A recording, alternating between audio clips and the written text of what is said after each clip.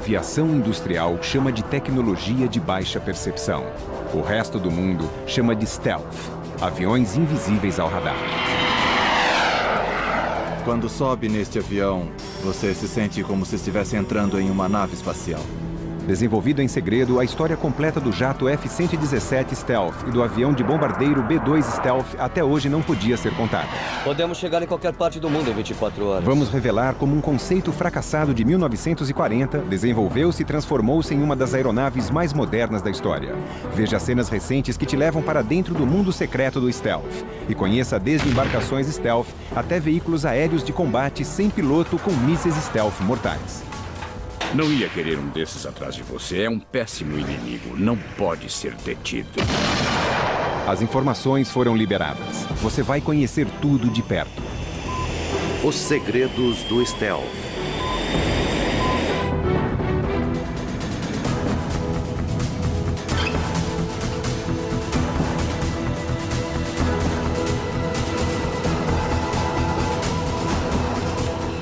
Em 24 de março de 1999, 2 aviões bombardeiros B-2 Stealth decolaram da base da Força Aérea de Whiteman, iniciando uma missão de combate que duraria 30 horas.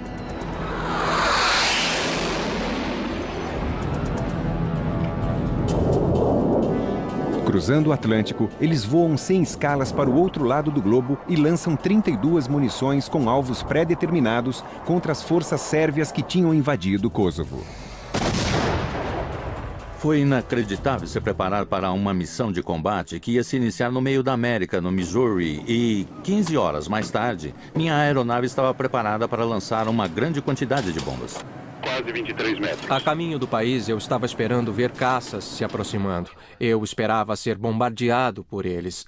Eu esperava ver muita coisa.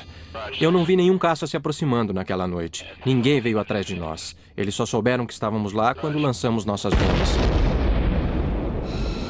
Podemos chegar a qualquer parte do mundo em 24 horas. E depois do modo como o avião sobrevoou Kosovo, todos ficaram sabendo disso também. E acho que isso ficou na cabeça de todo o mundo. Se os Estados Unidos quiserem te tocar, eles podem fazer isso. O mundo tinha visto uma demonstração similar ao poder de um stealth quase uma década antes, quando os falcões noturnos F-117, ou jatos negros, massacraram Bagdá em janeiro de 1991. Os jatos Stealth destruíram toda a infraestrutura da cidade, que até então era uma das mais bem defendidas de todo o planeta. E depois desapareceram no meio da noite sem deixar nenhum rastro.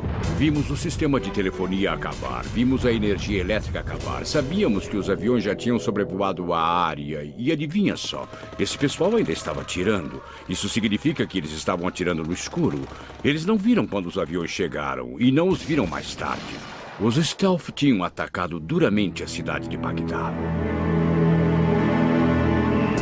O Nighthawk F-117 e o bombardeiro B-2 representam um salto revolucionário na tecnologia e uma grande transformação na maneira de conduzir uma guerra. Mas a história por trás desta incrível aeronave, como a sua existência foi camuflada como um segredo guardado a 7 chaves por mais de 10 anos, é tão dramática e fascinante quanto os próprios aviões.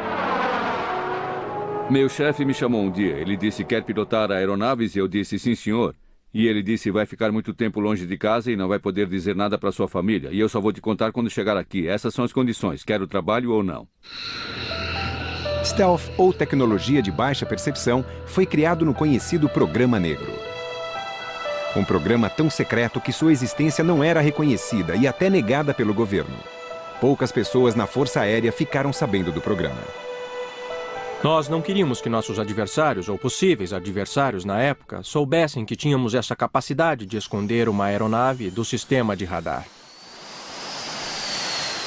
Eu estava pilotando uma missão teste, um F-15, e eu vi uma aeronave muito rara que passou voando. E o controlador disse, gostou? E eu disse, sim, o que era aquilo? E ele disse, temos uma papelada para preencher quando pousar. Eles fizeram um trabalho muito bom mantendo o Programa Negro em segredo por quase 10 anos. E realmente protegeram a tecnologia e permitiram que mantivéssemos a liderança da qual usufruímos ainda hoje, em se tratando de tecnologia de baixa percepção. A expedição para a criação da aeronave Stealth começou como um esforço para combater a tecnologia secreta de uma época anterior, o radar. Uma tecnologia que se sustenta na detecção através do rádio e que, na verdade, foi desenvolvida na Segunda Guerra Mundial. Um radar, na verdade, trabalha transmitindo um sinal numa direção. E esse sinal que foi transmitido atinge um alvo, reflete o alvo e então o reflexo volta para o radar. E o receptor, então, captura esse sinal refletido. O tamanho aproximado ou a forma de um objeto detectado pelo radar chama-se RCS, ou corte transversal do radar. A forma e as emissões eletrônicas de uma aeronave contribuem muito para a aquisição do RCS, assim como o seu tamanho. O radar é capaz de apontar a direção, a distância e a velocidade de um objeto. Se você estiver dentro da aeronave captada, prepare-se então para o pior. Durante os anos 70, a União Soviética começou um processo de grande desenvolvimento militar, incluindo a criação do maior e mais sofisticado sistema de defesa aérea por radar do mundo. Você tem que voltar atrás na época em que ainda estávamos na Guerra Fria e ainda tínhamos a necessidade de penetrar no espaço aéreo soviético com nossos bombardeiros. Se os militares soviéticos acreditassem que estavam invulneráveis a um ataque aéreo, isto poderia desestabilizar o equilíbrio de poderes preservado de forma intranquila entre as duas superpotências por quase 30 anos. A Força Aérea Americana precisava de uma solução e deixou este encargo para uma agência científica dentro do Pentágono. A Agência de Projetos de Pesquisa avançava sobre defesa. Juntos, eles iniciaram um programa para o desenvolvimento de uma aeronave de ataque que dificilmente seria detectada pelos radares. Em agosto de 1975, 2 projetistas de aeronaves, Lockheed e Northrop, foram convidados para desenvolver modelos de teste de uma aeronave de ataque com o menor corte transversal possível. A companhia com o melhor design seria recompensada com um contrato para construir 2 aeronaves. Ben Rich, diretor da divisão de desenvolvimento de projetos avançados da Lockheed, a lendária Skunk Works, seguiu os conselhos de Dennis Overholser, um jovem engenheiro eletrônico. Eu fui apresentado para esse homem e ele me perguntou como eu faria uma coisa ficar invisível. E foi aí que eu disse para ele que faria superfícies achatadas e inclinadas com bordas dobradas.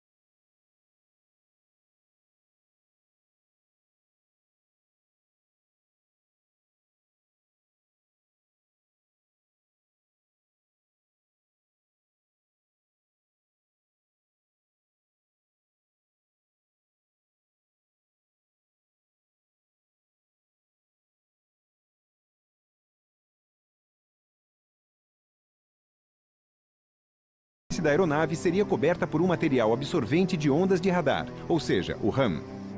Os engenheiros da Skunk Works batizaram a aeronave de Diamante Perdido porque ela não se parecia nada com alguma coisa que pudesse voar.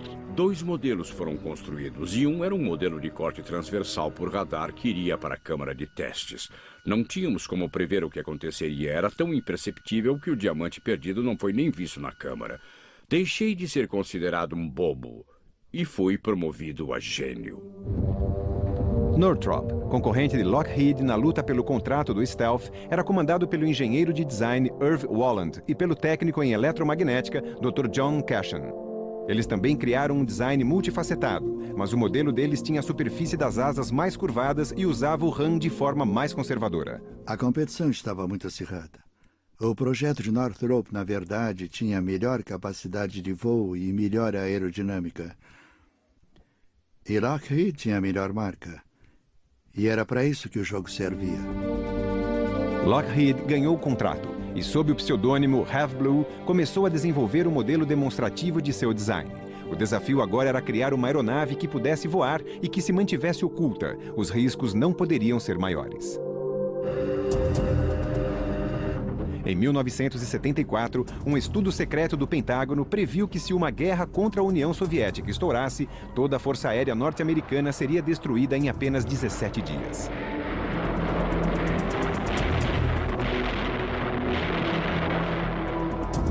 Para a Força Aérea norte-americana, a tecnologia stealth era a última esperança.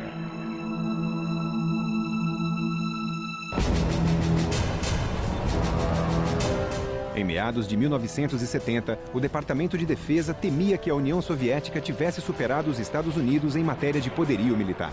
O Pentágono acreditava que o único modo de restaurar o equilíbrio dependia de uma pequena aeronave com um nome engraçado que tinha sido projetada para ser invisível para os radares. Mas será que ela poderia voar? O Diamante Perdido nunca teve a intenção de ser projetado na forma de uma aeronave. A intenção era só provar um conceito. Ainda pairavam muitas dúvidas a respeito de sua capacidade de voo. Mas o projeto multifacetado tinha mais capacidade de voo do que se podia prever. Quando eles colocaram o modelo aerodinâmico dentro do túnel de vento e tentaram medir a elevação e a força de resistência, o Departamento de Aerodinâmica se surpreendeu. A estimativa de resistência tinha sido superada. Então a equipe de aerodinâmica disse: talvez existam maneiras de mudar isso e ensiná-lo a voar. A Skunk Works e a equipe de design avançado de aeronaves da Lockheed transformaram o Diamante Perdido no projeto Have Blue, ou seja, a primeira aeronave stealth do mundo. Mas isso não teria sido possível sem um sistema de controle de voo no qual os computadores a bordo fizessem ajustes constantes a cada minuto para manter a aeronave estável durante o voo. Um sistema similar é usado ainda hoje no F-117. A Skunk Works teve que resolver muitos outros problemas complexos para fazer uma aeronave que pudesse voar tão oculta quanto o modelo original de Overholser. Não sabíamos se seríamos capazes de inventar componentes que seriam funcionais e que ao mesmo tempo mantivessem os níveis de ocultação que todos os componentes deveriam ter. Todos os componentes internos, o teto de vidro do piloto, todo o sistema de ar, todos esses componentes diferentes tiveram que ser literalmente inventados. Para evitar que a energia do radar refletisse de volta para sua fonte, era essencial que o avião não tivesse margens retas formando ângulos retos. Assim, os compartimentos de armar foram feitos com margens serrilhadas, bem como o trem de pouso e o compartimento do piloto. Se você olhar para o compartimento do piloto do 117, verá que ele abre e fecha perpendicularmente à linha de voo. Com isso, a energia do radar, que é refletida no compartimento, se parte e volta diretamente para o radar, e não pode ser assim. Então, os dentes cerrados quebram essa linha reta e o retorno de energia para o radar deixa de ser tão amplo. Outros equipamentos do stealth também foram adaptados, incluindo a cauda, que tem um sistema de resfriamento e liberação de gases para minimizar a detecção por raios infravermelhos. Uma das superfícies mais refletivas de um jato são as turbinas espiraladas de seu motor. Um dos maiores problemas com o projeto do stealth são os componentes internos do motor. E basicamente o que fizemos foi construir uma rede cheia de buracos, e os buracos permitem que o ar corra através do motor. E já que os buracos são muito pequenos, as longas ondas do radar não conseguem viajar por esses tubos. Finalmente, em 1º de dezembro de 1977, o piloto de teste Bill Park cortou o céu com o stealth. A demonstração da aeronave da Have Blue voou perfeitamente. Mas o mais importante de tudo é que ela era quase invisível para o radar. Foi um feito surpreendente realizado pela Skunk Works. Em novembro, a Força Aérea deu ordens para desenvolver uma versão militar em escala completa da aeronave, que foi chamada de F-117. Seria o primeiro avião desde o início dos anos 50 sem sistema de radar a bordo, pois mesmo um sistema inativo poderia ser detectado pelo radar dos inimigos. Então o F-117 seria construído com um sistema de armas teleguiadas a laser projetado para lançar bombas inteligentes dentro de um espaço previamente determinado, com pouca margem de erro para atingir o alvo. A característica básica destas armas teleguiadas é o poder de determinar um alvo no chão através do laser. A arma colhe a energia refletida do laser. Assim, depois que lançou a arma, o avião pode ir embora e continuar a missão de voo. E a arma, por conta própria, se dirige para o ponto designado a laser. O primeiro F-117 foi pintado com um motivo de camuflagem que tinha sido planejado para esconder sua superfície única à dos olhos curiosos dos satélites espiões dos soviéticos. Em 18 de junho de 1981, o F-117 fez seu voo inaugural em um ponto remoto do deserto no oeste dos Estados Unidos.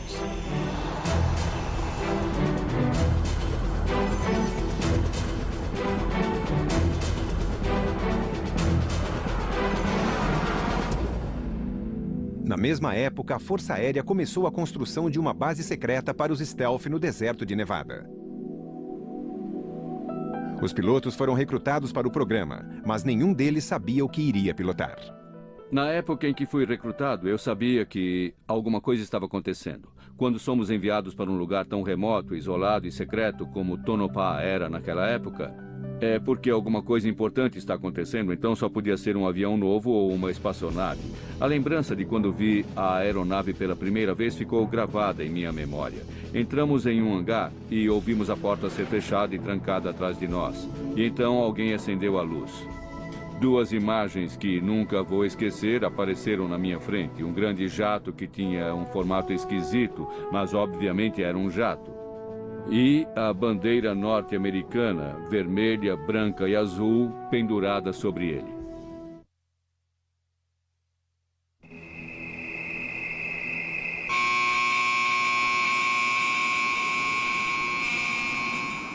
Pintados de preto para combinarem com o céu noturno, os jatos só voavam durante a noite.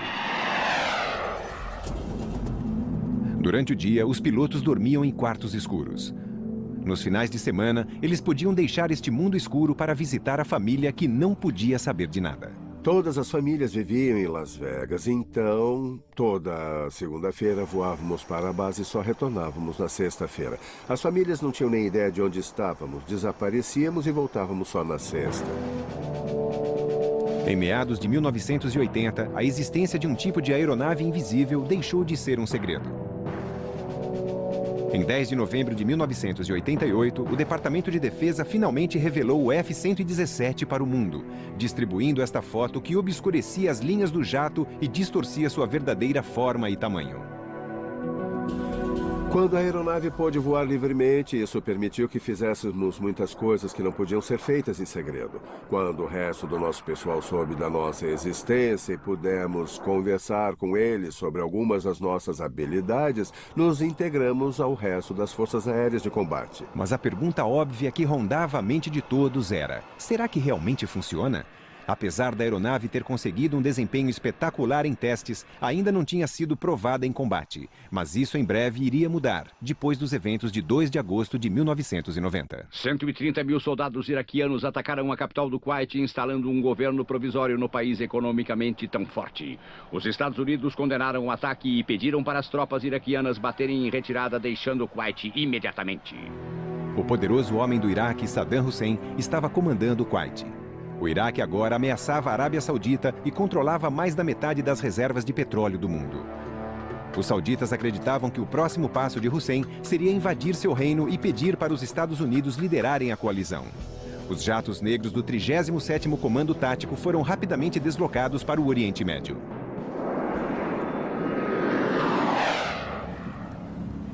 Quando Hussein desobedeceu o prazo final imposto pelas Nações Unidas para se retirar do Kuwait, a coalizão foi forçada a tomar providências. Mas uma impenetrável e aparente cobertura com mais de 4.000 armas, radares teleguiados e mísseis aéreos protegiam Bagdá. Os iraquianos acreditavam que estavam prontos para se defender de qualquer coisa que a coalizão atirasse sobre eles.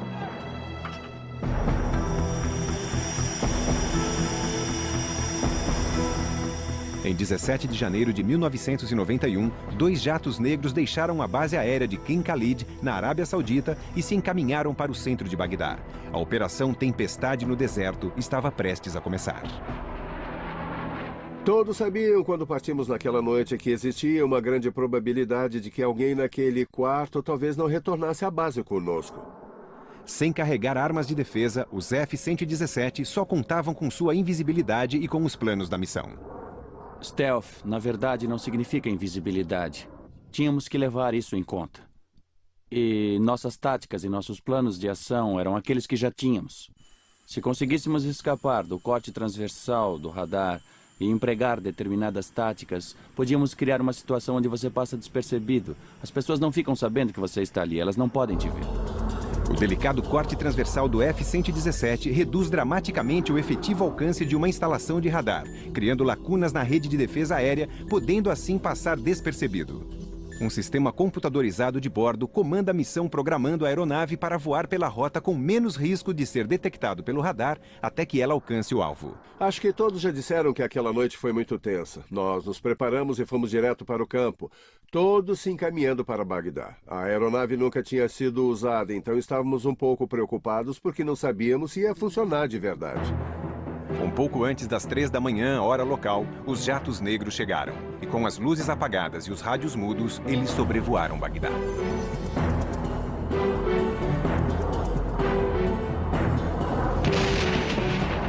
Nada mudou, David. Todas as luzes da cidade de Bagdá agora estão apagadas.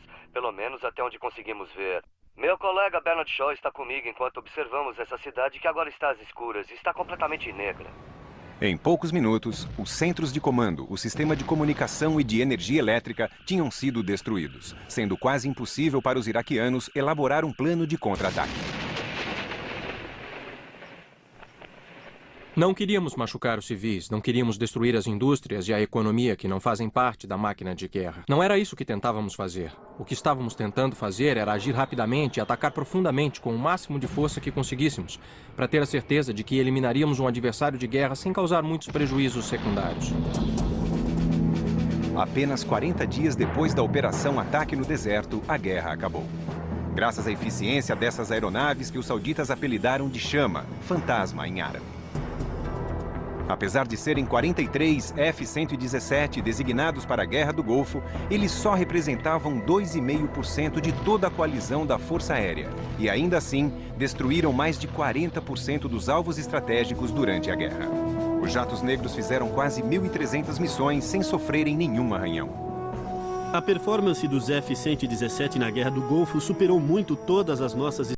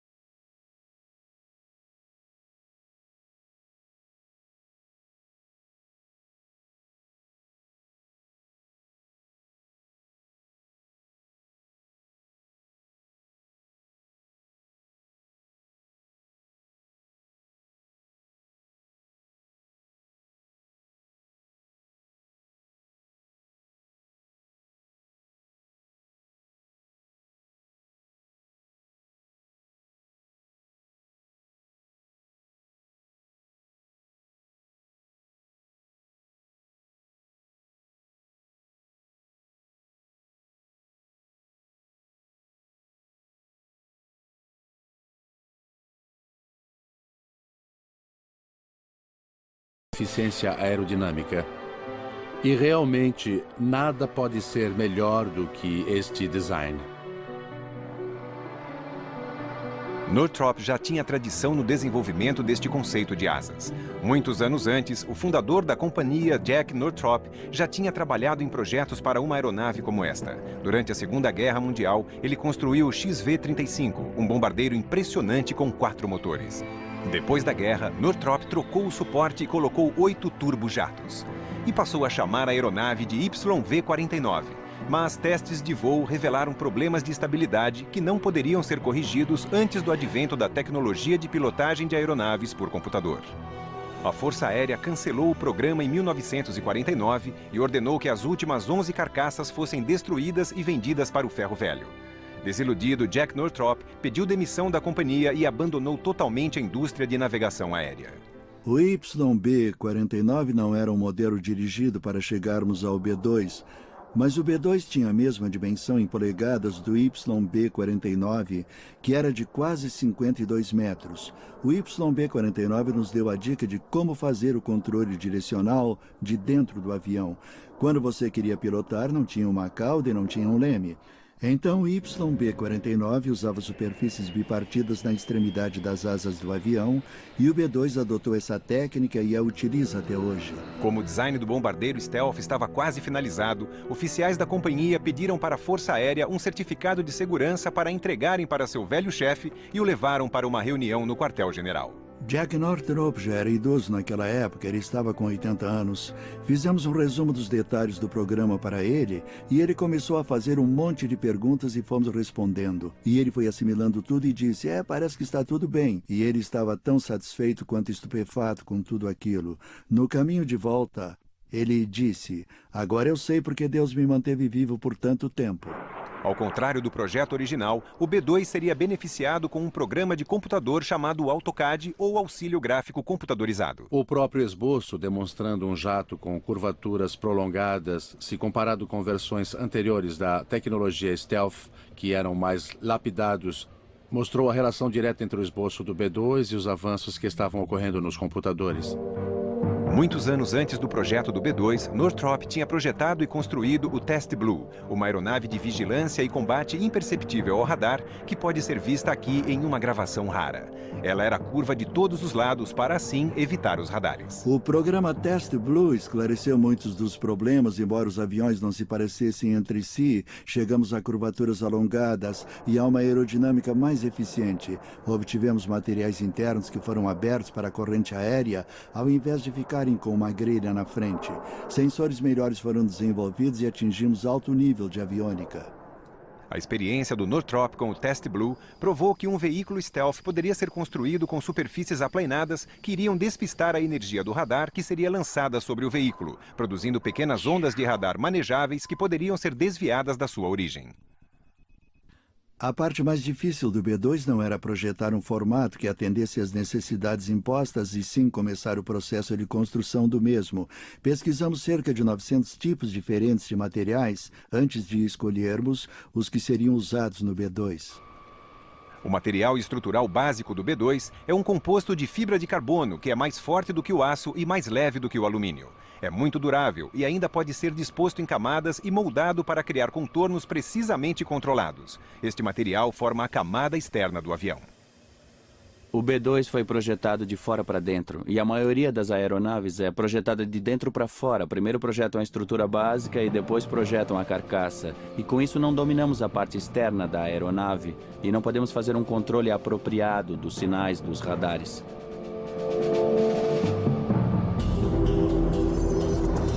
Diferente do F-117, o B-2 exigia um radar para identificar sinais de perigo e possíveis alvos em todas as condições climáticas e em grandes altitudes. Mas impedir que emissões de radares revelassem a posição do B-2 para um inimigo era um desafio enorme. O modo que descobrimos de fazer isso foi controlando duramente as emissões, limitando tudo o que transmitíamos de dentro da aeronave, ou seja, informações sobre onde estávamos, como chegamos até lá e quanto tempo íamos permanecer. Assim, ninguém poderia rastrear as emissões que retornavam para a aeronave e não conseguiriam descobrir a localização da mesma. Mas como fazemos isso é confidencial. Muitas pessoas referem-se ao B-2 como a milésima invenção aérea em construção. E pensar nisso é como se inventássemos alguma coisa todos os dias, ou pelo menos toda semana. Sempre tem uma nova tecnologia que tem que ser desenvolvida, ou um novo material. Coisas que não existiam antes, e tudo tinha que estar em harmonia para fazer esta aeronave voar. O B-2 é mesmo o mais avançado bombardeiro tecnológico que existe. Tem capacidade de voar 9.600 quilômetros sem abastecer e possui uma enorme capacidade de armazenamento de munição que pode ser direcionada para o alvo através de satélites de posicionamento global. É uma plataforma impressionante de lançamento de armas. O B-2 foi originalmente projetado para garantir um retrocesso nuclear. Ele tem uma tremenda capacidade de fogo. Ele pode chegar e destruir toda a infraestrutura de um país. Por isso que sua habilidade de combate não só é reduzida, como também, na maioria dos casos, destruída. Como em um avião supercomputadorizado, um sistema eletrônico estabiliza constantemente a aeronave. O B-2 carrega 168 computadores de bordo que garantem que tudo funcione bem no avião. Mesmo que a gente esteja voando sem fazer grandes manobras, o controle de voo equilibra os comandos para manter o voo, porque sem os computadores o avião não voaria, pois é aerodinamicamente instável. Como o F-117, o B-2 tinha sido desenvolvido em segredo. Em 22 de novembro de 1988, 2 semanas depois do avião de guerra Stealth ser revelado, Northrop mostrou o B-2 em sua fábrica, localizada em Palmdale, na Califórnia. Eu fui treinado para ser um engenheiro da aeronáutica e a visão daquela aeronave tão moderna me deixou estupefato na primeira vez que a vi. Eu pensei, como é que eles vão superar os obstáculos, as leis da aerodinâmica que eles têm que superar para colocar essa aeronave no ar? Eu não acreditava que conseguiriam até o dia que voou. E isto aconteceu 8 meses depois, em 17 de julho de 1989.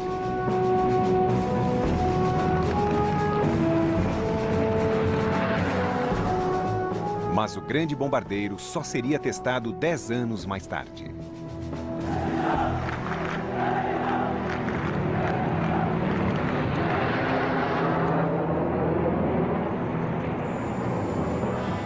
Depois de anos de desenvolvimento, o B-2 estava pronto para o combate.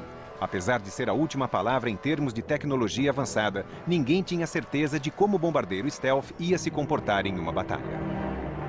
Em 1989, ávido por poder, o presidente da Iugoslávia, Slobodan Milošević, revogou a autonomia da província sérvia de Kosovo.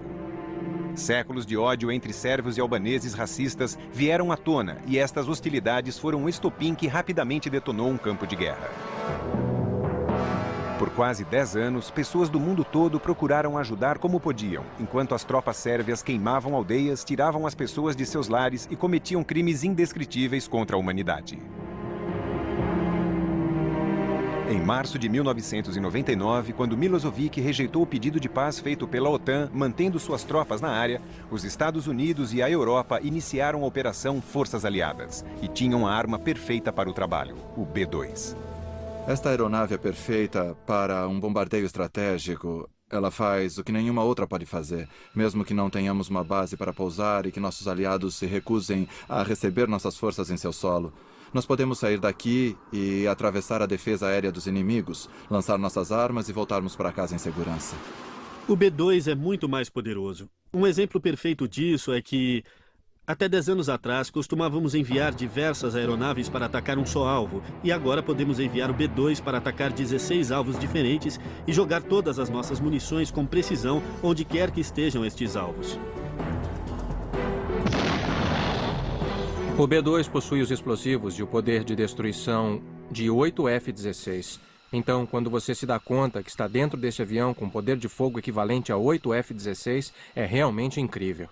Assim como o F-117, o B-2 não carrega armas defensivas e conta totalmente com sua invisibilidade e com o planejamento da missão. A tensão era muito grande e eu disse para a equipe, aqui está o plano. Ainda não foi testado em combate, mas foi preparado para isso. E já o pilotamos de diversas maneiras e lançamos muitas bombas. E temos certeza de que tudo vai funcionar muito bem. Podem ir.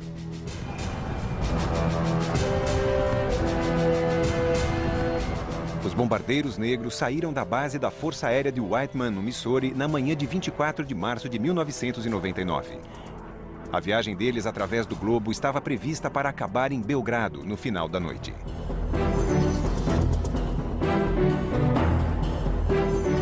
O B-2 gosta de sair à noite enquanto as pessoas estão dormindo. Adoramos tempo ruim e ninguém gosta disso. Então, o B-2 fez com que todo um comportamento, toda uma atitude mudasse e assim não damos mais nenhuma hora de trégua para o inimigo.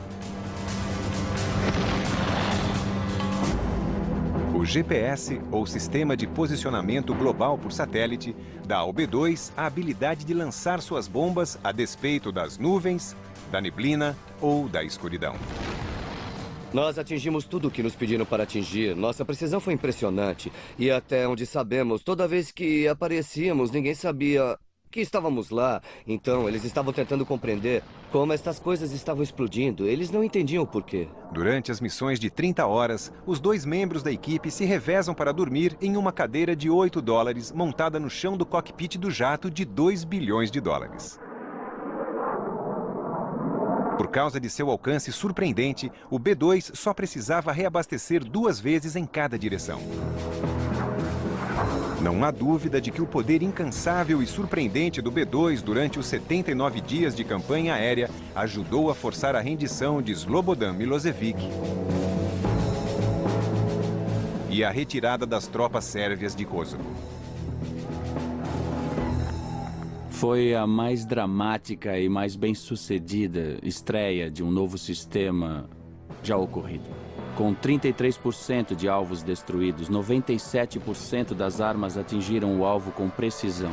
Esses números são difíceis de serem superados, mas o B-2 estava pronto para superá-los na sua primeira missão. Se alguém disser que nós vencemos em Kosovo, muito obrigado pelo elogio, mas foi um esforço conjunto. Acho que nenhum sistema pode levar o crédito sob a vitória completa. Nós fomos encarregados e fizemos o nosso trabalho. Toda vez que ordenavam que decolássemos, a aeronave decolava na hora certa. Quando era para se encaminhar para o alvo, nós atacávamos o alvo. A segurança do sistema de armas era muito alta. Outros grandes colaboradores que ajudaram no sucesso das operações das Forças Aliadas foram os jatos negros do 49º Regimento dos Aviões de Guerra. Na minha opinião pessoal, o F-117 atuou na Sérvia tão bem quanto durante o ataque na Guerra do Golfo. Tanto o avião de guerra stealth quanto o bombardeiro stealth têm suas próprias funções. Não podemos chegar nem perto do B-2 em termos de alcance e capacidade de carga. Por outro lado, temos melhor formação de combate. Podemos pilotar os aviões com mais frequência e gerar mais distribuição de armas dessa maneira. Embora as bombas teleguiadas do B-2 atinjam o alvo com precisão de poucos metros, a precisão de lançamento das armas guiadas a laser do F-117 pode ser calculada em centímetros. O F-117 é o único avião de guerra que possui a precisão de atingir uma janela ou até mesmo uma chaminé. Se tal tecnologia como a do F-117 e do B-2 era inimaginável alguns anos atrás, que tipo de aeronaves exóticas imperceptíveis podemos esperar para ver nos céus no futuro?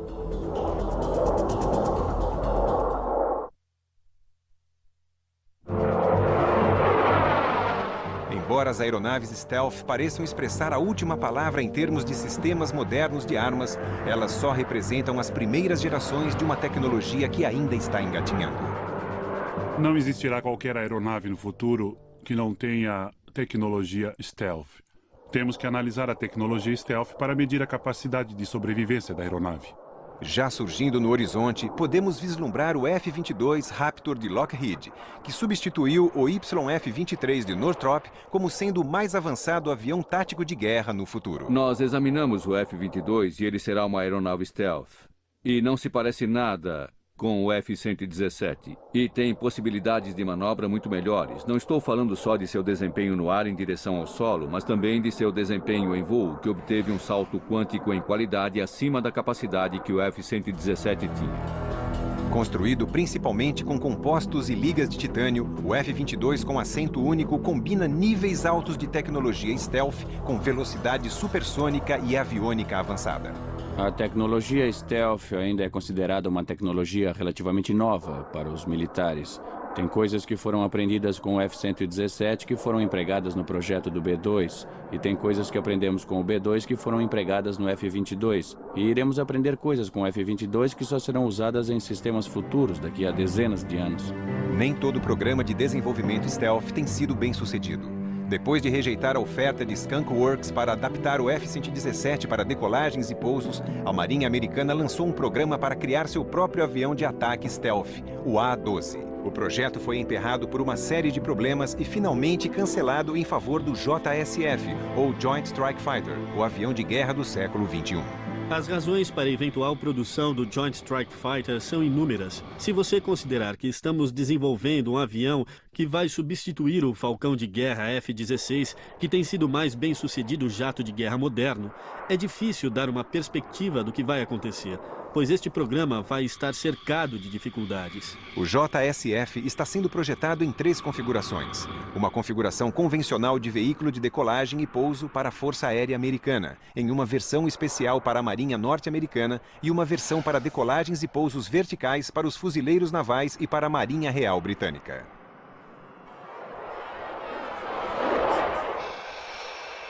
As necessidades que temos nas guerras de hoje são muito diferentes das que tínhamos 10, 20 ou 30 anos atrás, porque no ambiente de hoje em dia existe tolerância zero para as perdas e tolerância zero para prejuízos secundários.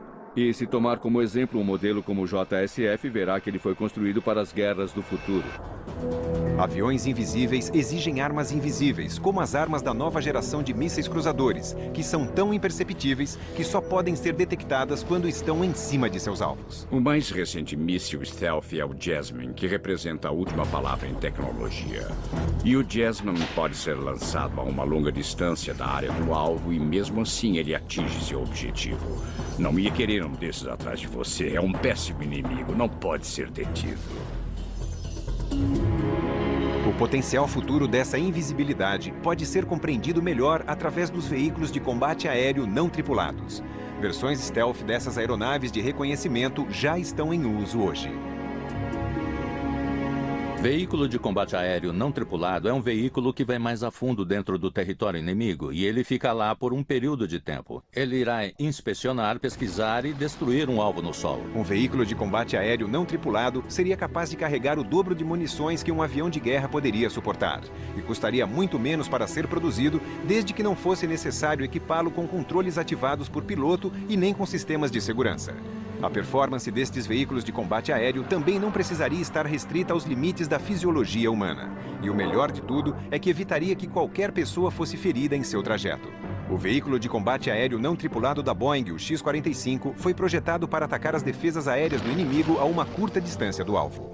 Totalmente robotizadas, essas máquinas atacariam o alvo em um grupo de 4 aeronaves. As informações seriam passadas por GPS, que ajudariam a direcioná-las direto para seus alvos. Nos dias de hoje, estamos procurando reduzir ao máximo a perda de vidas e o risco de avarias. E com isso, estaríamos principalmente arriscando as máquinas a serviço da nação, ao invés de colocarmos em risco a vida de um ser humano.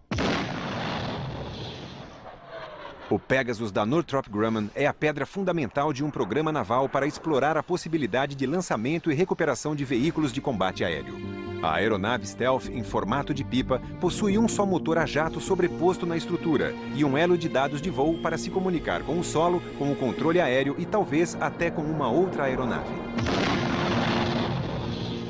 Mas veículos de combate aéreo e stealth talvez não sejam os únicos fatores que proporcionarão futuras aeronaves de combate com cortes tão precisos. No passado, os pilotos da Força Aérea voavam bem alto e bem rápido para sobreviverem. E quando olhamos para o futuro, combinando velocidade com invisibilidade, acho que estamos diante de um desafio muito atraente. O bombardeiro do futuro talvez seja um veículo furtivo literalmente muito rápido para ser abatido. Quando projetamos esta nova geração de veículos com capacidade global de ataque para a Força Aérea dos Estados Unidos, nós tomamos o B-2 como exemplo, mas com uma capacidade de carga maior. Um B-2 com maior alcance e com um sistema que pode viajar 3 vezes mais rápido. A tecnologia stealth também pode nos fornecer naves que podem desaparecer na água com a mesma facilidade que o B-2 e o F-117 desaparecem no ar.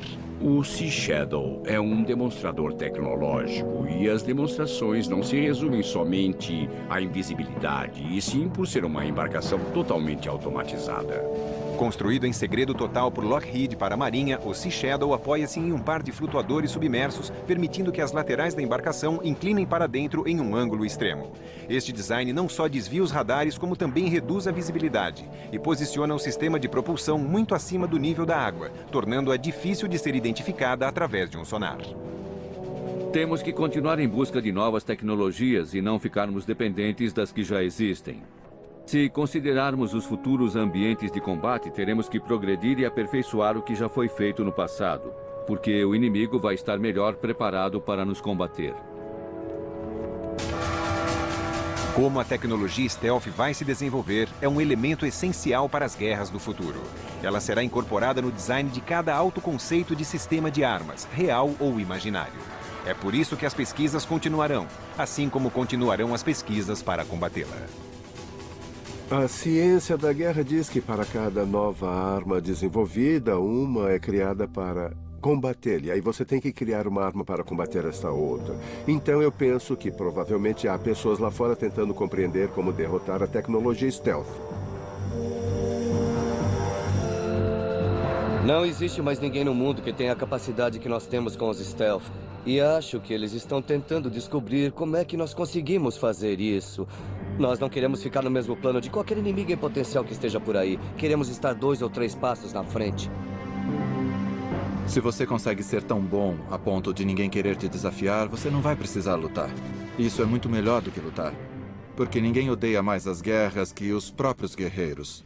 Se vamos mandar homens e mulheres norte-americanos, nossos filhos e nossas filhas para combaterem, nós temos que tomar conta deles. E se vamos colocá-los em caminhos perigosos, precisamos trazê-los de volta para casa. Ou pelo menos dar a eles maiores chances de poderem voltar para casa.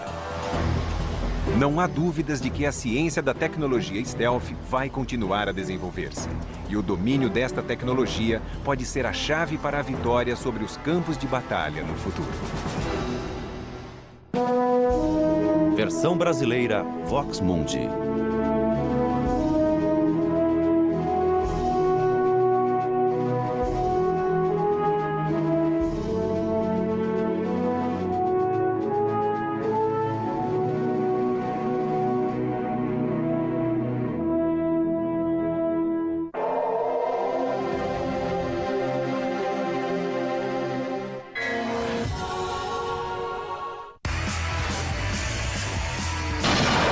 As informações foram liberadas. Você vai conhecer tudo de perto. Os segredos do stealth.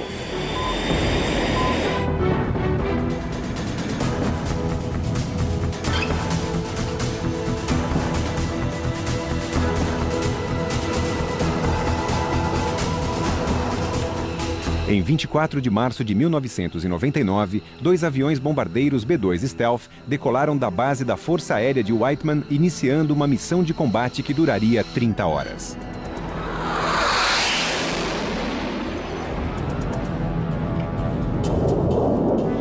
Cruzando o Atlântico, eles voam sem escalas para o outro lado do globo e lançam 32 munições com alvos pré-determinados contra as forças sérvias que tinham invadido Kosovo. Foi inacreditável se preparar para uma missão de combate que ia se iniciar no meio da América, no Missouri, e 15 horas mais tarde, minha aeronave estava preparada para lançar uma grande quantidade de bombas.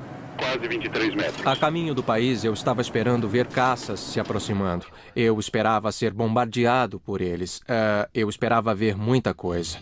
Eu não vi nenhum caça se aproximando naquela noite. Ninguém veio atrás de nós. Eles só souberam que estávamos lá quando lançamos nossas bombas.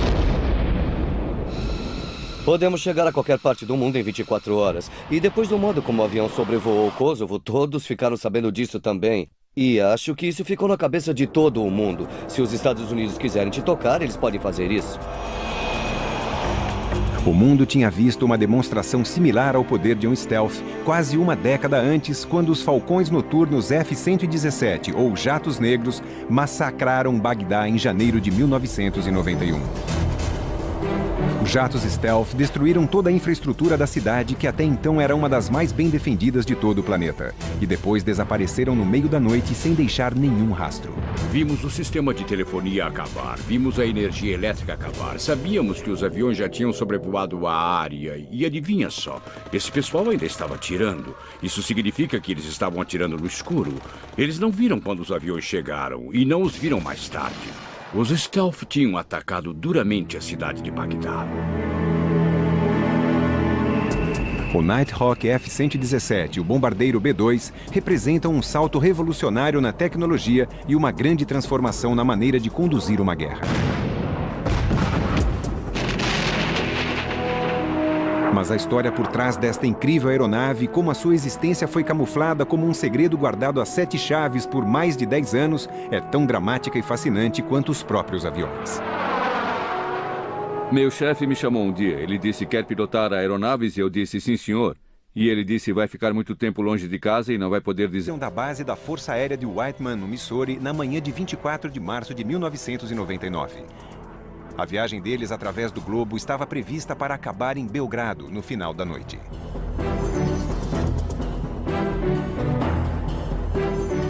O B-2 gosta de sair à noite enquanto as pessoas estão dormindo. Adoramos tempo ruim e ninguém gosta disso. Então, o B-2 fez com que todo um comportamento, toda uma atitude mudasse e assim não damos mais nenhuma hora de trégua para o inimigo.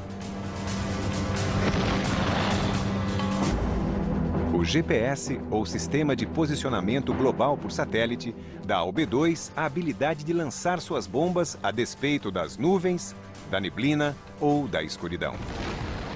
Nós atingimos tudo o que nos pediram para atingir. Nossa precisão foi impressionante. E até onde sabemos, toda vez que aparecíamos, ninguém sabia que estávamos lá. Então, eles estavam tentando compreender como estas coisas estavam explodindo. Eles não entendiam o porquê. Durante as missões de 30 horas, os 2 membros da equipe se revezam para dormir em uma cadeira de $8 montada no chão do cockpit do jato de $2 bilhões. Por causa de seu alcance surpreendente, o B-2 só precisava reabastecer 2 vezes em cada direção. Não há dúvida de que o poder incansável e surpreendente do B-2 durante os 79 dias de campanha aérea ajudou a forçar a rendição de Slobodan Milošević e a retirada das tropas sérvias de Kosovo. Foi a mais dramática e mais bem-sucedida estreia de um novo sistema já ocorrida.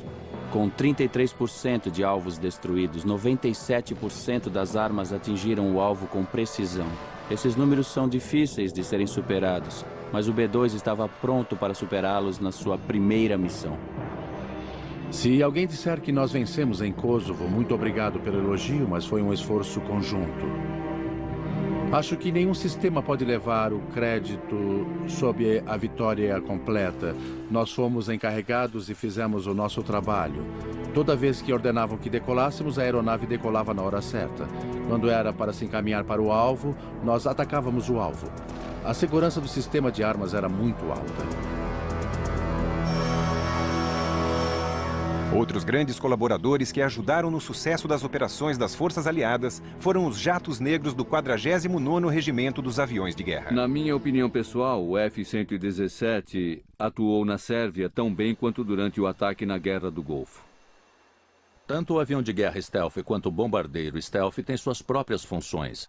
Não podemos chegar nem perto do B-2 em termos de alcance e capacidade de emissões, limitando tudo o que transmitíamos de dentro da aeronave, ou seja, informações sobre onde estávamos, como chegamos até lá e quanto tempo íamos permanecer. Assim, ninguém poderia rastrear as emissões que retornavam para a aeronave e não conseguiriam descobrir a localização da mesma. Mas como fazemos isso é confidencial.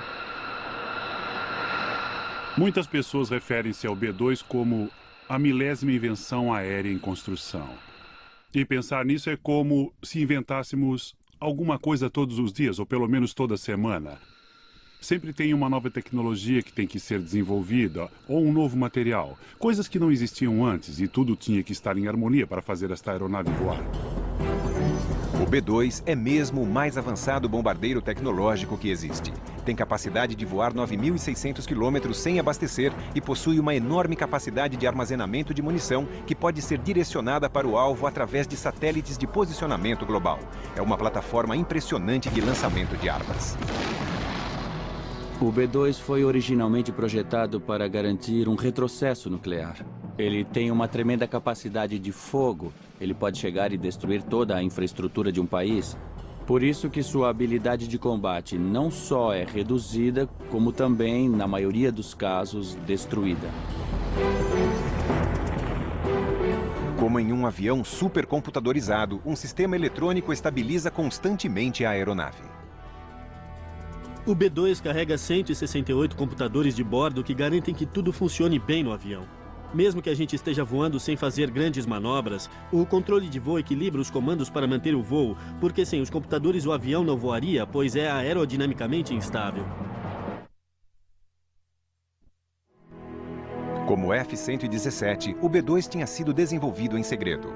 Em 22 de novembro de 1988, 2 semanas depois do avião de guerra Stealth ser revelado, Northrop mostrou o B-2 em sua fábrica, localizada em Palmdale, na Califórnia.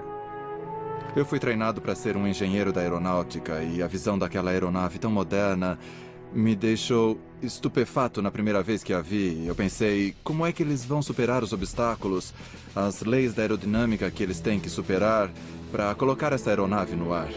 Eu não acreditava que conseguiriam até o dia que voou. E isto aconteceu 8 meses depois, em 17 de julho de 1989.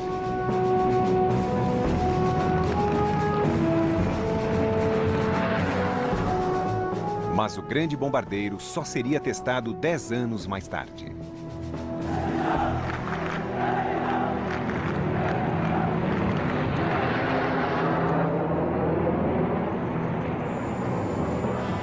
Depois de anos de desenvolvimento, o B-2 estava pronto.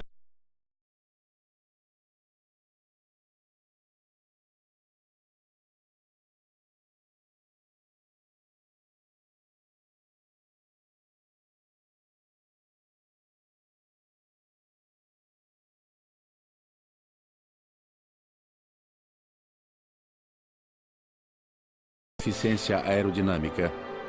E realmente nada pode ser melhor do que este design. Northrop já tinha tradição no desenvolvimento deste conceito de asas. Muitos anos antes, o fundador da companhia, Jack Northrop, já tinha trabalhado em projetos para uma aeronave como esta. Durante a Segunda Guerra Mundial, ele construiu o XV-35, um bombardeiro impressionante com 4 motores. Depois da guerra, Northrop trocou o suporte e colocou 8 turbojatos. E passou a chamar a aeronave de YV-49. Mas testes de voo revelaram problemas de estabilidade que não poderiam ser corrigidos antes do advento da tecnologia de pilotagem de aeronaves por computador. A Força Aérea cancelou o programa em 1949 e ordenou que as últimas 11 carcaças fossem destruídas e vendidas para o ferro velho. Desiludido, Jack Northrop pediu demissão da companhia e abandonou totalmente a indústria de navegação aérea. O YB-49 não era um modelo dirigido para chegarmos ao B-2, mas o B-2 tinha a mesma dimensão em polegadas do YB-49, que era de quase 52 metros. O YB-49 nos deu a dica de como fazer o controle direcional de dentro do avião. Quando você queria pilotar, não tinha uma cauda e não tinha um leme. Então, o YB-49 usava superfícies bipartidas na extremidade das asas do avião e o B-2 adotou essa técnica e a utiliza até hoje. Como o design do bombardeiro Stealth estava quase finalizado, oficiais da companhia pediram para a Força Aérea um certificado de segurança para entregarem para seu velho chefe e o levaram para uma reunião no quartel-general. Jack Northrop já era idoso naquela época, ele estava com 80 anos. Fizemos um resumo dos detalhes do programa para ele e ele começou a fazer um monte de perguntas e fomos respondendo. E ele foi assimilando tudo e disse, parece que está tudo bem. E ele estava tão satisfeito quanto estupefato com tudo aquilo. No caminho de volta, ele disse, agora eu sei porque Deus me manteve vivo por tanto tempo.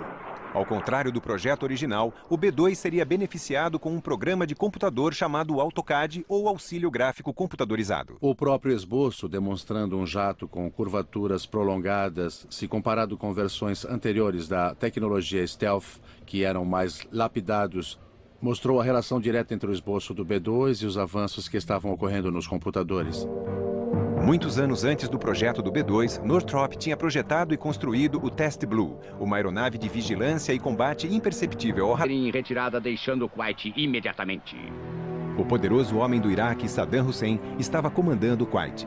O Iraque agora ameaçava a Arábia Saudita e controlava mais da metade das reservas de petróleo do mundo.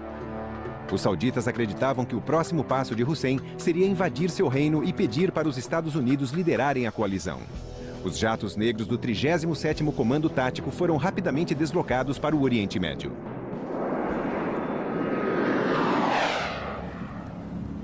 Quando Hussein desobedeceu o prazo final imposto pelas Nações Unidas para se retirar do Kuwait, a coalizão foi forçada a tomar providências. Mas uma impenetrável e aparente cobertura com mais de 4.000 armas, radares teleguiados e mísseis aéreos protegiam Bagdá. Os iraquianos acreditavam que estavam prontos para se defender de qualquer coisa que a coalizão atirasse sobre eles.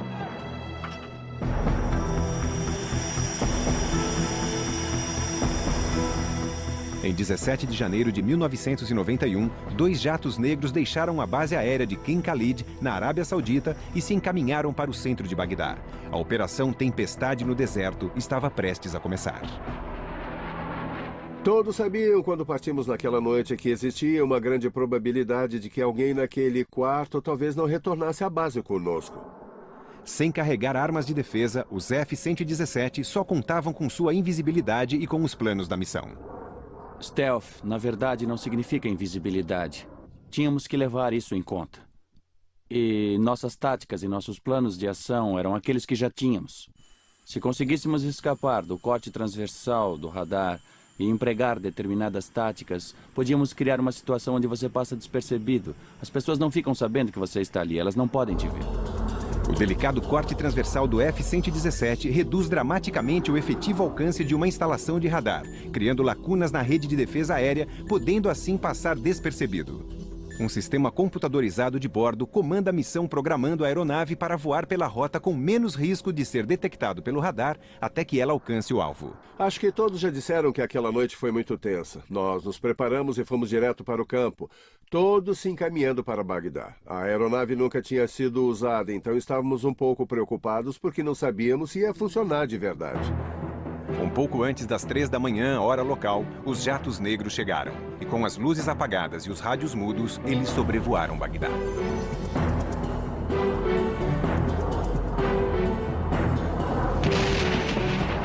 Nada mudou, David. Todas as luzes da cidade de Bagdá agora estão apagadas. Pelo menos até onde conseguimos ver. Meu colega Bernard Shaw está comigo enquanto observamos essa cidade que agora está às escuras e está completamente negra. Em poucos minutos, os centros de comando, o sistema de comunicação e de energia elétrica tinham sido destruídos. Fazer um controle apropriado dos sinais dos radares.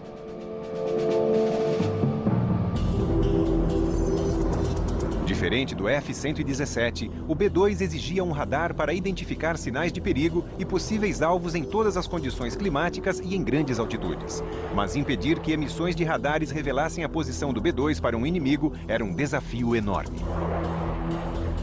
O modo que descobrimos de fazer isso foi controlando duramente as emissões, limitando tudo o que transmitíamos de dentro da aeronave, ou seja, informações sobre onde estávamos, como chegamos até lá e quanto tempo íamos permanecer. Assim, ninguém poderia rastrear as emissões que retornavam para a aeronave e não conseguiriam descobrir a localização da mesma. Mas como fazemos isso é confidencial. Muitas pessoas referem-se ao B-2 como a milésima invenção aérea em construção.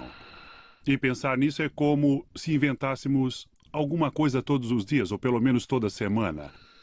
Sempre tem uma nova tecnologia que tem que ser desenvolvida, ou um novo material. Coisas que não existiam antes, e tudo tinha que estar em harmonia para fazer esta aeronave voar. O B-2 é mesmo o mais avançado bombardeiro tecnológico que existe. Tem capacidade de voar 9.600 quilômetros sem abastecer e possui uma enorme capacidade de armazenamento de munição que pode ser direcionada para o alvo através de satélites de posicionamento global. É uma plataforma impressionante de lançamento de armas. O B-2 foi originalmente projetado para garantir um retrocesso nuclear. Ele tem uma tremenda capacidade de fogo. Ele pode chegar e destruir toda a infraestrutura de um país. Por isso que sua habilidade de combate não só é reduzida, como também, na maioria dos casos, destruída. Como em um avião supercomputadorizado, um sistema eletrônico estabiliza constantemente a aeronave. O B-2 carrega 168 computadores de bordo que garantem que tudo funcione bem no avião. Mesmo que a gente esteja voando sem fazer grandes manobras, o controle de voo equilibra os comandos para manter o voo, porque sem os computadores o avião não voaria, pois é aerodinamicamente instável. Como o F-117, o B-2 tinha sido desenvolvido em segredo. Em 22 de novembro de 1988, 2 semanas depois do avião de guerra Stealth ser revelado, Northrop mostrou o B-2 em sua fábrica, localizada em Palmdale, na Califórnia. Eu fui treinado para ser um engenheiro da aeronáutica e a visão daquela aeronave tão moderna me deixou estupefato na primeira vez que a vi. Eu pensei, como é que eles vão superar os obstáculos, as leis da aerodinâmica que eles têm que superar para colocar essa aeronave no ar? Eu não acreditava que conseguiriam até o dia que voou. E isto aconteceu 8... Os engenheiros da Skunk Works batizaram a aeronave de Diamante Perdido porque ela não se parecia nada com alguma coisa que pudesse voar. 2 modelos foram construídos e um era um modelo de corte transversal por radar que iria para a câmara de testes. Não tínhamos como prever o que aconteceria. Era tão imperceptível que o Diamante Perdido não foi nem visto na câmara.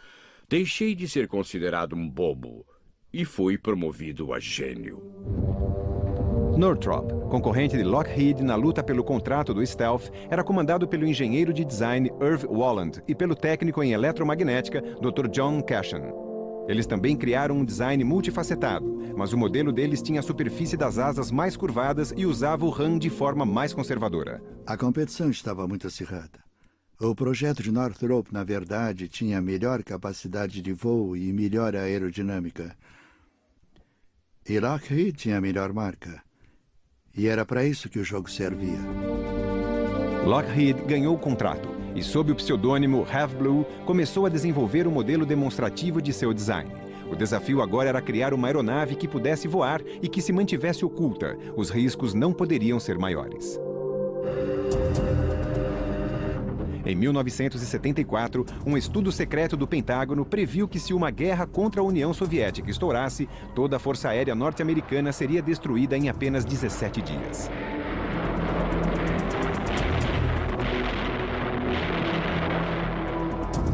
Para a Força Aérea norte-americana, a tecnologia Stealth era a última esperança.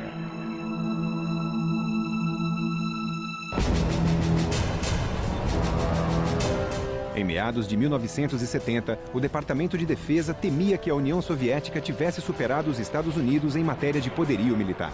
O Pentágono acreditava que o único modo de restaurar o equilíbrio dependia de uma pequena aeronave com um nome engraçado que tinha sido projetada para ser invisível para os radares. Mas será que ela poderia voar? O Diamante Perdido nunca teve a intenção de ser projetado na forma de uma aeronave. A intenção era só provar um conceito. Ainda pairavam muitas dúvidas a respeito de sua capacidade de voo. Mas o projeto multifacetado tinha mais capacidade de voo do que se podia prever. Quando eles colocaram o modelo aerodinâmico dentro do túnel de vento e tentaram medir a elevação e a força de resistência, o Departamento de Aerodinâmica se surpreendeu. A estimativa de resistência tinha sido superada. Então a equipe de aerodinâmica disse: talvez existam maneiras de mudar isso e ensiná-lo a voar. A Skunk Works e a equipe de design avançado de aeronaves da Lockheed transformaram o Diamante Perdido no projeto Have Blue, ou seja, a primeira aeronave stealth do mundo. Mas isso não teria sido possível sem um sistema de controle de voo no qual os computadores a bordo fizessem ajustes do RAM. Os engenheiros da Skunk Works batizaram a aeronave de Diamante Perdido porque ela não se parecia nada com alguma coisa que pudesse voar. 2 modelos foram construídos e um era um modelo de corte transversal por radar que iria para a câmara de testes. Não tínhamos como prever o que aconteceria. Era tão imperceptível que o Diamante Perdido não foi nem visto na câmara. Deixei de ser considerado um bobo e fui promovido a gênio. Northrop, concorrente de Lockheed na luta pelo contrato do Stealth, era comandado pelo engenheiro de design Irv Walland e pelo técnico em eletromagnética Dr. John Cashin. Eles também criaram um design multifacetado, mas o modelo deles tinha a superfície das asas mais curvadas e usava o RAM de forma mais conservadora. A competição estava muito acirrada. O projeto de Northrop, na verdade, tinha melhor capacidade de voo e melhor aerodinâmica. E Lockheed tinha a melhor marca. E era para isso que o jogo servia. Lockheed ganhou o contrato e, sob o pseudônimo Have Blue, começou a desenvolver o modelo demonstrativo de seu design.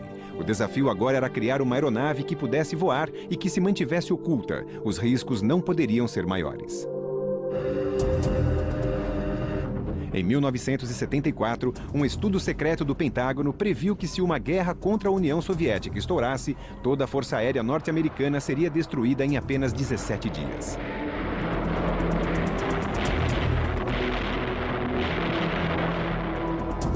Para a Força Aérea norte-americana, a tecnologia Stealth era a última esperança.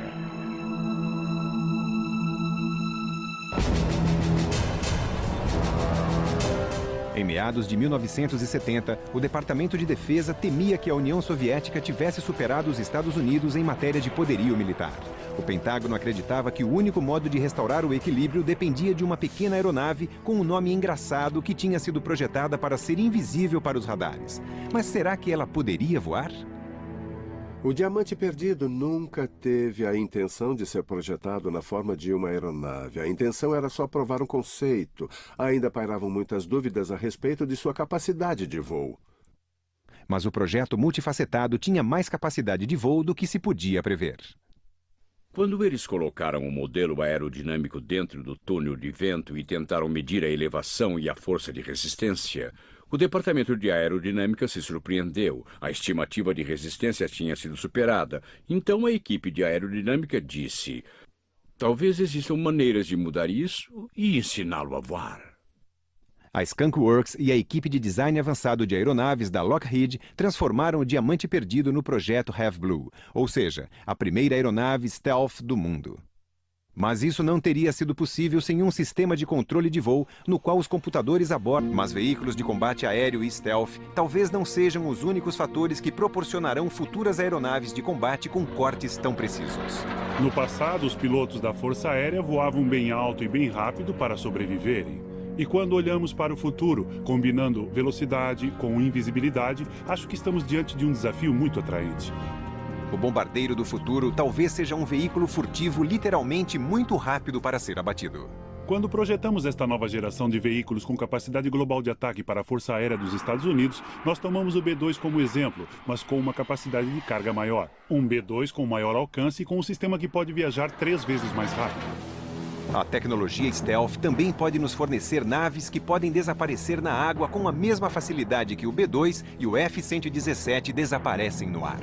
O Sea Shadow é um demonstrador tecnológico e as demonstrações não se resumem somente à invisibilidade, e sim por ser uma embarcação totalmente automatizada.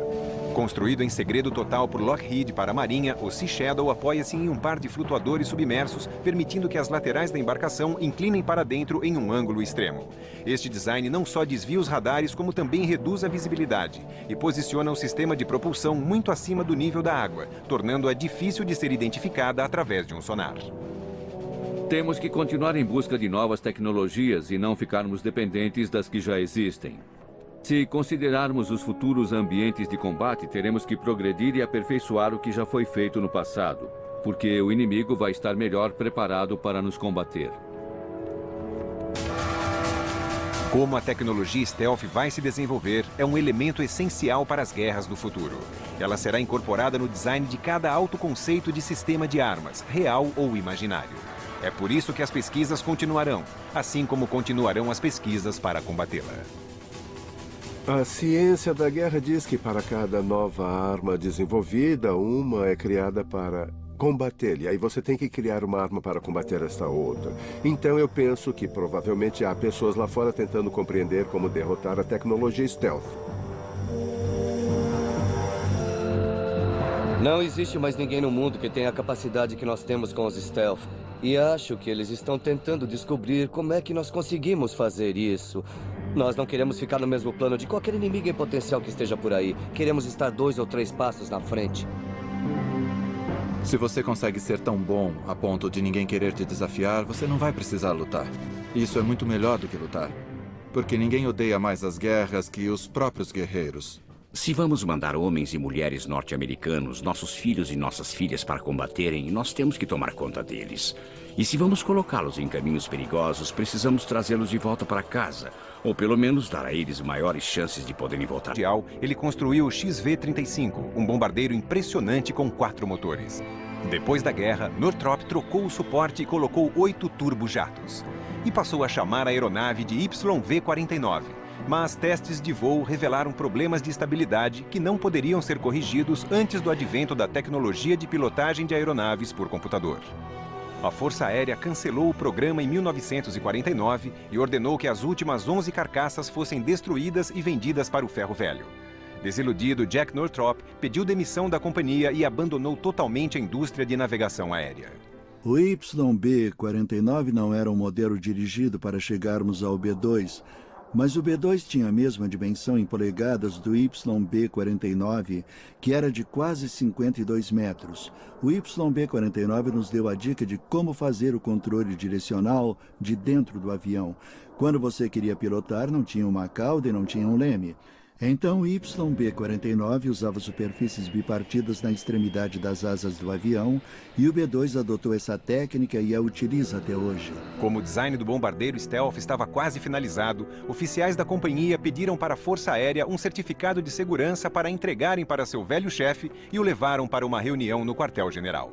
Jack Northrop já era idoso naquela época, ele estava com 80 anos. Fizemos um resumo dos detalhes do programa para ele e ele começou a fazer um monte de perguntas e fomos respondendo. E ele foi assimilando tudo e disse, parece que está tudo bem. E ele estava tão satisfeito quanto estupefato com tudo aquilo. No caminho de volta, ele disse, agora eu sei porque Deus me manteve vivo por tanto tempo. Ao contrário do projeto original, o B-2 seria beneficiado com um programa de computador chamado AutoCAD ou Auxílio Gráfico Computadorizado. O próprio esboço, demonstrando um jato com curvaturas prolongadas, se comparado com versões anteriores da tecnologia Stealth, que eram mais lapidados, mostrou a relação direta entre o esboço do B-2 e os avanços que estavam ocorrendo nos computadores. Muitos anos antes do projeto do B-2, Northrop tinha projetado e construído o Test Blue, uma aeronave de vigilância e combate imperceptível ao radar que pode ser vista aqui em uma gravação rara. Ela era curva de todos os lados para, assim, evitar os radares. O programa Test Blue esclareceu muitos dos problemas, embora os aviões não se parecessem entre si. Chegamos a curvaturas alongadas e a uma aerodinâmica mais eficiente. Obtivemos materiais internos que foram abertos para a corrente aérea, ao invés de ficarem com uma grelha na frente. Sensores melhores foram desenvolvidos e atingimos alto nível de aviônica. A experiência do Northrop com o Test Blue provou que um veículo stealth poderia ser construído com superfícies aplainadas que iriam despistar a energia do radar que seria lançada sobre o veículo, produzindo pequenas ondas de radar manejáveis que poderiam ser desviadas da sua origem. Dos mísseis aéreos protegiam Bagdá. Os iraquianos acreditavam que estavam prontos para se defender de qualquer coisa que a coalizão atirasse sobre eles.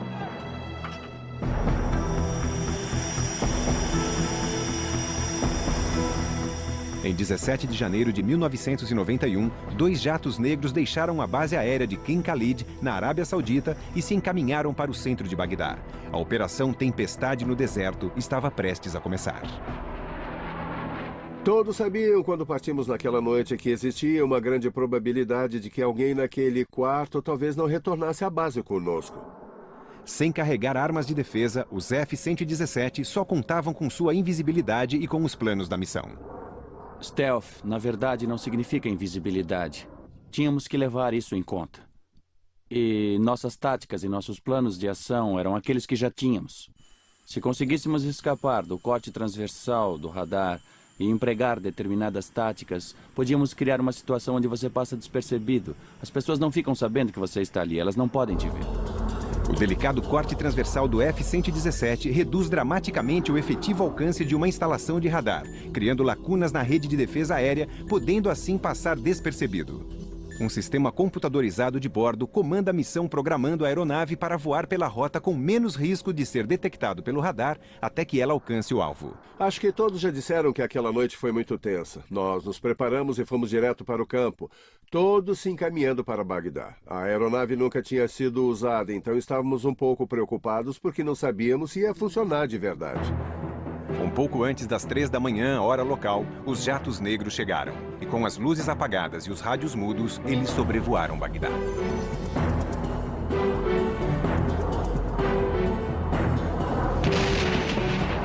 Nada mudou, David. Todas as luzes da cidade de Bagdá agora estão apagadas. Pelo menos até onde conseguimos ver. Meu colega Bernard Shaw está comigo enquanto observamos essa cidade que agora está às escuras e está completamente negra. Em poucos minutos, os centros de comando, o sistema de comunicação e de energia elétrica tinham sido destruídos, sendo quase impossível para os iraquianos elaborar um plano de contra-ataque. Não queríamos machucar os civis, não queríamos destruir as indústrias e a economia que não fazem parte da máquina de guerra. Não era isso que tentávamos fazer. O que estávamos tentando fazer era agir rapidamente e atacar profundamente com o máximo de força que conseguíssemos, para ter a certeza de que eliminaríamos um adversário de guerra sem causar muitos prejuízos secundários. Apenas 40 dias depois da Operação Ataque no Deserto, a guerra acabou. Graças à eficiência dessas aeronaves que os sauditas apelidaram de Chama, fantasma em árabe. Apesar de serem 43 F-117 designados para a Guerra do Golfo, eles